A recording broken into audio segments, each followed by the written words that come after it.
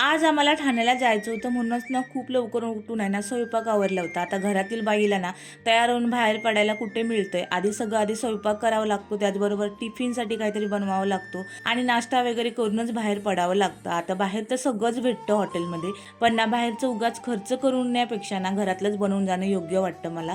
म्हणून आधी स्वयंपाक वगैरे आवरून घेतला, मस्त पिठी भात आणि बटाट्याची भाजी बनवली होती.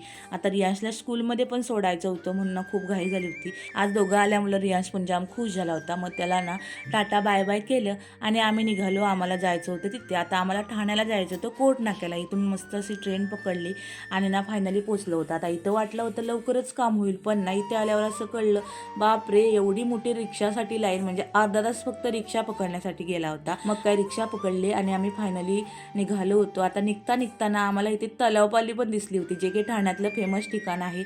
आणि असं वाटलं होतं की इथे उतरून आहे ना उभं राहावं 2 मिनटं, पण असं काय झालं नाही, कारण ना रियांशला ना आणायला परत यायचं होतं स्कूलमधून.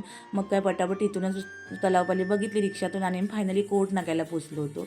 आता इथे आल्यावर असं कळलं की तुम्ही तिकडे जावा इकडे जावा असं चालू झालं होतं. आता लाडकी बहिणीचे पैसे बंद झालेत, ते चालू करायचे होते, पण ते म्हणाले तुम्ही तिकडे जावा. मग काय एवढ्या लांब येऊन काहीच फायदा झाला नाही. भेटूया पुढच्या ब्लॉगमध्ये. तोवर बाय बाय.